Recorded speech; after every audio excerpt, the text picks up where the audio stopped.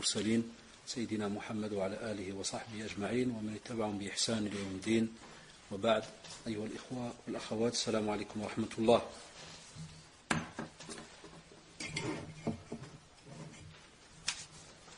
Pour être juste avec ceux qui viendraient peut-être à 7h30, comme on l'avait demandé, 19h30,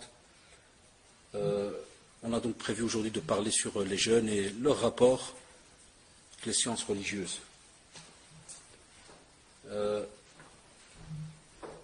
Est-ce que quelqu'un a envie pour 10 minutes, plus ou moins 10 minutes, un quart d'heure ou moins, maximum, que l'on parle d'un autre sujet vite fait pendant 10 minutes. Tout cela pour être juste avec ceux qui ont entendu que c'était à 19h30, parce que c'est à 19h30, mais c'est vrai qu'on ne pouvait pas imaginer que ça laisserait, et Jazakumullah, ceux qui sont restés après la prière, que ça ferait comme ça un temps assez long, c'est-à-dire il y a plus d'une demi-heure, vous allez rester assis dans le silence. C'est vrai qu'il y a moyen d'invoquer Allah subhanahu wa ta'ala ou de lire, mais qu'on peut aussi profiter en 10 minutes à peu près, le temps d'approcher de 7h25 plus ou moins. Est-ce que quelqu'un a envie brièvement de soulever un sujet?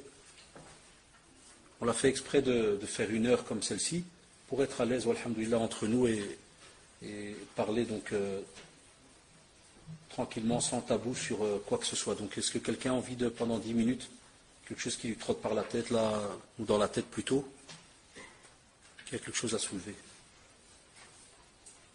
Profitez-en, il ne faut pas être gêné. On l'a fait exprès à cette heure-ci, on aurait pu le faire après le Maghreb. Oui.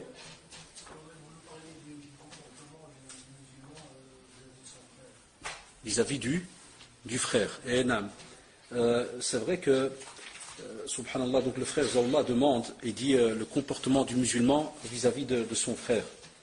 On a, subhanallah, dans la sunna beaucoup de traditions prophétiques qui nous rappellent qu'en général, le musulman est le frère du musulman. Il ne l'insulte pas, ne le frappe pas, respecte son sang et ses avoirs, le défend. Par exemple, lorsque tu trouves le hadith du prophète qui te dit Unsur akhaka zaliman aw madlouma, ça a été très loin. Le musulman défend son frère. Et même si jamais ce frère a commis une injustice, il ne le laisse pas comme ça dans le vide à faire n'importe quoi. Il vient, il l'aide à revenir vers la vérité. Subhanallah. Il sera toujours derrière lui. Et lorsqu'on parle du comportement vis-à-vis du frère musulman, le prophète sallallahu alayhi wa sallam a même donné un exemple dans une autre tradition prophétique. Il a dit normalement c'est comme une habitation. Quand tu as une brique qui manque dans un mur, est-ce que tu peux dire à celui qui voudrait acheter cette habitation qu'elle est impeccable, qu'elle est complète? Là. Parce qu'il va directement te faire la remarque, spécialement par rapport à la brique qui manque. C'est ça que le prophète m'a dit, donc, Kalbounian. Comme lorsqu'on a donc une construction, eh bien, il y a des briques qui sont là. L'une est obligatoirement rattachée à l'autre. C'est comme ça donc le musulman, vis-à-vis de son frère musulman, tout le temps. Et dans un autre hadith aussi, il a comparé le musulman à des membres ou à un membre du corps qui serait malade. C'est pour ça qu'il a dit d'ashtaka minhu udun. S'il y a un membre qui se plaint, tout le reste du corps se plaint et a mal. Subhanallah. Tout le reste du corps se plaint et a mal. Donc logiquement, lorsqu'un frère à nous, et même une sœur musulmane, est touchée par un problème, normalement c'est la communauté entière qui est touchée par ce problème. Mais aujourd'hui, comme vous le savez, il ne faut pas être étonné. On vit donc dans un système qui est des fois très matérialiste, dans un système qui est des fois très égoïste. C'est chacun pour soi, wala'iyadu billah, et ce n'est pas une règle chez nous en tant que musulmans, loin de là. Et c'est ce qui fait que même si des fois on a un problème chez nos frères ou chez nos sœurs, il n'y a pas la discussion, il n'y a pas le respect, il n'y a pas le conseil. Et si jamais des fois il y a le conseil, il n'y a pas le respect de l'autre. Aussi si jamais on a un frère ou une sœur qui est dans l'égarement, eh bien on la condamne directement, puis au revoir, c'est fini, ça devient quelqu'un d'égaré, puis on ne lui parle plus. Personne ne va l'aider. Et si jamais, subhanallah, c'est un problème dans une famille, c'est pire. Par exemple, nous, dans notre travail au centre islamique, donc on s'occupe des médiations dans les couples, mais aussi dans les familles. Tous les jours, il y a ce problème, comme a soulevé le frère Zawallah, manque de respect entre les frères. Même entre les jeunes. Et attention, hein, il ne faut pas être étonné, que ce soit des jeunes qui pratiquent ou qui ne pratiquent pas. C'est devenu une maladie chez tout le monde. Un manque de respect dans la manière de parler, de fonctionner, dans la parole que l'on donne. Donc un musulman, dans son comportement vis-à-vis de son frère, il le respecte. Il se renseigne par rapport à ses obligations qu'il a vis-à-vis de lui, à ses devoirs. Et dans un autre hadith, le prophète nous a rappelé des simples petits devoirs. Si jamais il éternue, il y a une invocation à dire. Nous, il y a des fois des frères, ils éternuent, Allah, il n'y a pas de problème. C'est comme si, c'est tout, il a fait une petite explosion là pendant 3 secondes, puis au revoir. Il n'est pas au courant. À tout casser, on va peut-être rigoler si on a vu qu'il y a des crottes qui sortent, ou des... Vous voyez comment c'est, hein? Chez nous, c'est comme ça. Si jamais on voit qu'il y a quelque chose qui est sorti du nez, puis Allah, c'est tout, on rigole. Non, il y a une obligation, il y a des doigts entre toi et lui. Obligatoire dans la sunna du prophète, sallallahu alayhi wa sallam. Tu passes à côté de lui, tu lui dis assalamu alaykum. Obligatoirement, il doit te répondre wa alaykum salam wa rahmatullahi wa barakatuh. Nous, non, il y a des gens qui passent. Il y a même des textes qui parlent de cela. On a peur de ceux qui, et on y est déjà maintenant, de ceux qui saluent que ceux qu'ils connaissent. S'ils passent dans une rue, s'il y a 2 musulmans, si un c'est ton voisin et l'autre ce n'est pas ton voisin, en général tu as des personnes qui vont saluer seulement le voisin.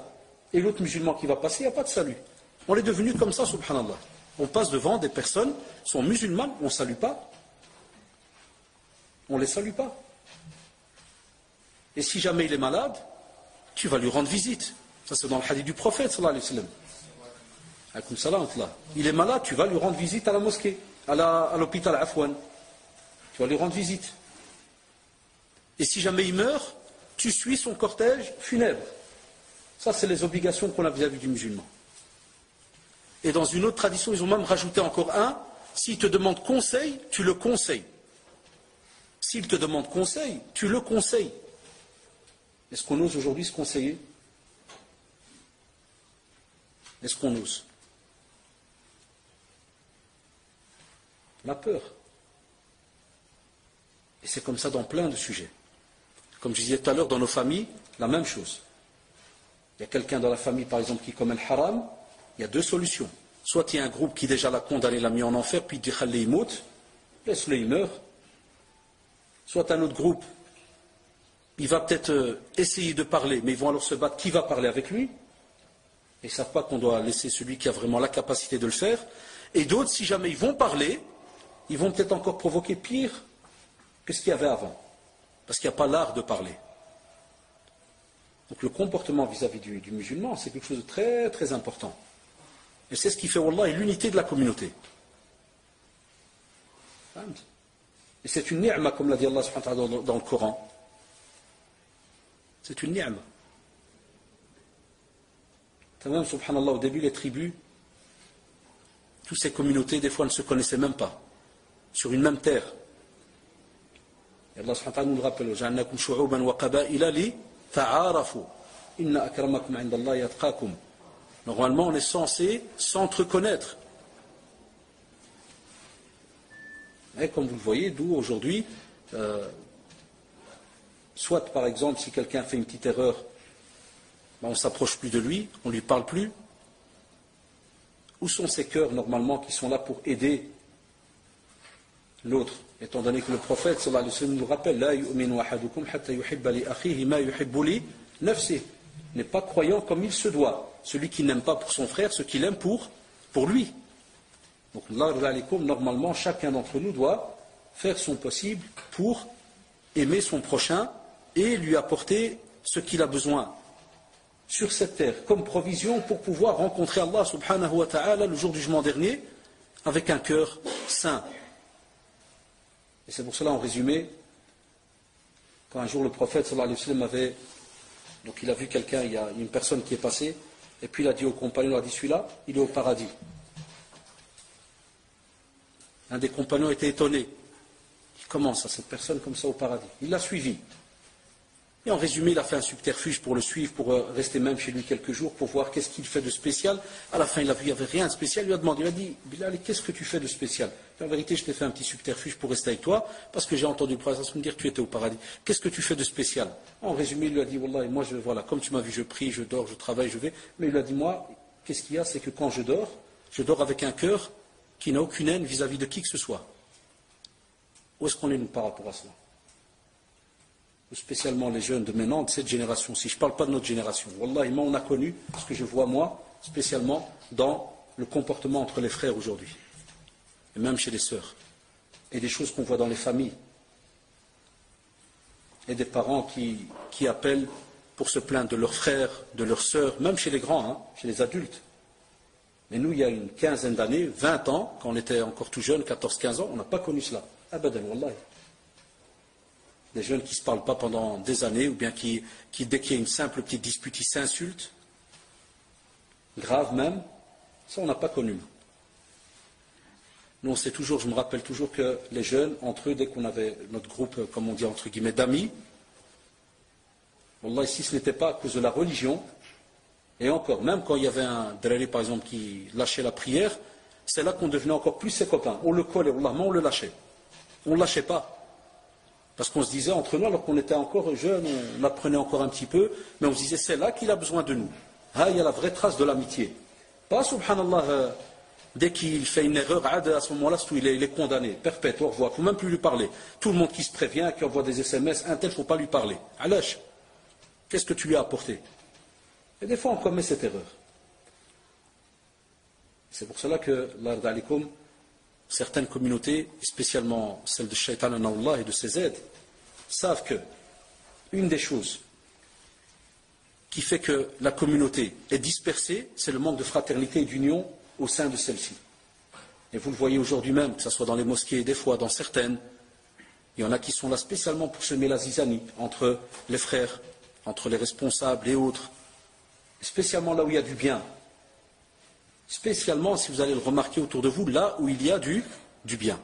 Toujours un peu de traficage comme ça de l'un et de l'autre qui vient pour essayer de casser cette union. Alors que le prophète sallallahu alayhi wa sallam a dit, le musulman est le frère du musulman. Son frère, toujours subhanallah, akhou, son frère. Et on sait, nous, même en langue arabe et même dans la pratique, que être frère d'une personne, là, mashallah, tu montes à un niveau qui est déjà élevé. Ça veut dire que tu n'as pas un statut qui est simple. Il t'appelle le frère. Donc la différence qu'il y a, c'est que tu n'as pas la même mère ni le même père. Mais même comme ça, subhanallah, il l'a appelé le frère. Chouf, subhanallah. C'est-à-dire la seule différence, la mère et le père sont différents. Mais le reste, vous êtes au même niveau. Et on le voit dans le Coran, pas de différence dans les races, les couleurs, les tribus, comme on voit chez nous. Hein? Que ce soit par rapport aux nationalités, par rapport au village et ainsi de suite. Abadan. L'islam a banni tout cela. Justement pour que les gens restent frères. Parce qu'au temps de la période de l'Jahiliya, la période pré-islamique, les Arabes, ils se mangeaient pour un oui, pour un non. Ils pouvaient être frères pendant 5 minutes, et dès qu'il y avait un bête petit problème, ils se massacraient entre eux. Tu dis non? Le prophète sallallahu alayhi wa sallam, lorsqu'il est venu, par exemple, lorsqu'il est arrivé à Médine, on te dit Akha bin al-Muhajirin wal Ansar. Il a fraternisé directement, subhanallah, regardez. Il aurait pu arriver avec le groupe des Mécois, arriver à Médine, et leur dire, par exemple, les gars, vous allez, et puis, vous essayez de trouver des briques, ou bien vous fabriquez vous-même des briques, ou bien il y a cette plantation, et faites-vous des maisons. Non, directement, subhanallah, pour montrer qu'il y a une certaine force, il a uni ceux de la Mecque avec ceux de Médine, directement. Et il aura appris le partage. Il a pris à l'un de mourir pour l'autre. Lâche pas. Il ne lâche pas son frère. On vient prier, on remarque que tel frère a disparu depuis quelques jours, on va chercher après lui. Dans la famille, la même chose. Tel cousin ou autre a disparu quelque temps, on va chercher après lui. Et nous, vous savez, des fois, des gens en dialecte, comme on dit, quand des fois un tel a disparu, qu'est-ce qu'on dit, le Bharidé, ou la Zulma, ou la Da'awan, ou la... Chacun, comment il va te parler à sa manière, et d'après son dialecte et autres. Non, en islam, au contraire. La question qu'a soulevé le frère, elle est très très importante. Et ça nous fait encore plus mal quand on entend des gens se plaindre par rapport aux frères et sœurs d'une même famille, qui vivent dans la même famille. Ça, c'est une musiba. Nous, on parle de la fraternité entre les musulmans. Nous, on parle des fois dans la même famille, et il n'y a pas de fraternité. Des frères et des sœurs qui ne se parlent pas depuis des années, à cause d'un petit détail, à cause de l'argent, à cause d'un mot, de travers qui est arrivé, alors que tout le monde est au courant que Kullu Bani Adam Khata, tout fils d'Adam commet des erreurs. Mais le meilleur des fils d'Adam, parmi ceux qui commettent donc les erreurs, le meilleur c'est qui? Celui-là qui se repent, qui revient vers Allah subhanahu wa ta'ala. Voilà, donc ça c'était une petite kalima d'une dizaine de minutes, le temps que nos frères, ceux qui, jazakumullah, donc ils ont tout à fait raison, c'était à 7h30, mais donc il y avait un gros laps de temps qui était vide, on a profité donc de répondre à une question du frère jazakumullah par rapport à ce comportement entre les frères. Ce n'est qu'un petit résumé, il y a beaucoup de choses à dire comme vous le savez. Voilà, donc ça c'était une petite kalima d'une dizaine de minutes, le temps que nos frères, ceux qui, jazakumullah, donc ils ont tout à fait raison, c'était à 7h30, mais donc il y avait un gros laps de temps qui était vide, on a profité donc de répondre à une question du frère jazakumullah par rapport à ce comportement entre les frères. Ce n'est qu'un petit résumé, il y a beaucoup de choses à dire comme vous le savez. Tandis que le sujet d'aujourd'hui, Inch'Allah, comme vous le savez, donc on va discuter donc de tout ce qui est le rapport de nos jeunes par rapport donc aux sciences religieuses.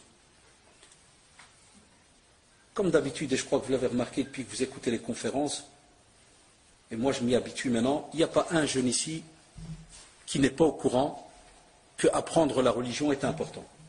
Wallah, si je devais maintenant vous poser la question, parce qu'alhamdoulilah on est entre nous là, et dire tiens, qui n'est pas au courant que les sciences en islam, donc apprendre la religion c'est important? Vous allez voir, il n'y a personne qui va lever la main.